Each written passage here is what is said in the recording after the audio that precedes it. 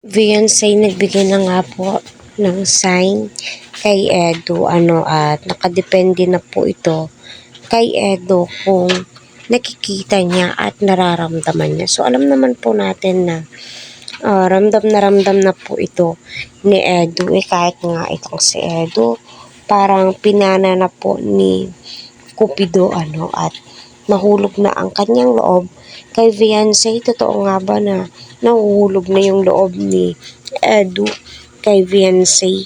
Malamang oo, kasi nga sa eye to eye contact po talaga nila masasabi mo na eto na nga, no? So si Beyonce na nga yung hinahanap ni Edu, no?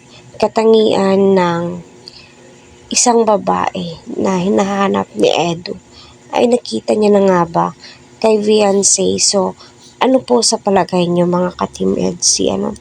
Tayong mga babae ay nakakaramdam, no? Nararamdaman po natin kung totoo o sincere yung lalaki.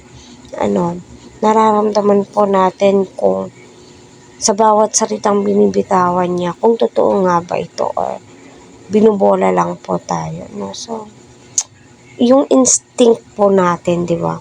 Alam na alam po yan ng mga dumaan sa mga ganito. Ika nga nila, puppy love, no, first love, yung ganon, di ba? Kaya patuloy po natin silang suportahan, Ika nga nila ay na-hot seat nga po itong si Beyonce at pinagpipilitan nga po ni Edo na totoo daw po yung nararamdaman niya kay Beyonce. At saka sinabi din po ni Beyonce na pag-isipang mabuti ni Edo, baka nabibigla ka lang o sadyang content lang ang lahat. Tayong mga viewers, tinitignan po natin kasi sa body language ng isang tao kung totoo yung mga sinasabi po niya, nagtutugma ba sa body language niya, eye to eye contact, or joke lang ang lahat. Alam na alam po natin yan, my God. Tayo pa, mga babae. At ang the best na ugali ni Beyonce ay prangka siya. Prangka siyang magsalita. Ano yung gusto niya? Puntos agad di ba?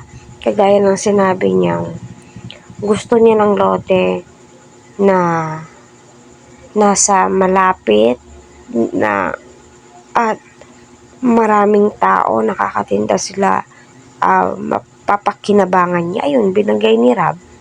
Malapit na sa diet, malapit na kay Edo. Malapit ng sunduin.